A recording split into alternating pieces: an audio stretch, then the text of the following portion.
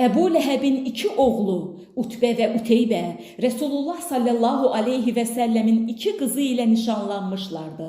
Sallallahu aleyhi və səlləmə peyğəmbərlik gəlincə Əbu Ləhəbin oğulları nişanı atdılar və üstəlik Utbə Əfəndimizin üzərinə gələrək onun köynəyini cırdı.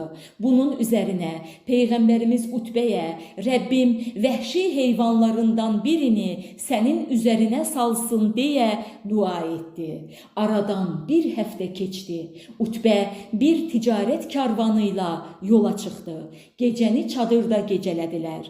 O gecə Allahın əmrini alan aslanlardan biri gəlib çadıra girdi. Onlar yuxuda ikən hər kəsi tək-tək qoxladı.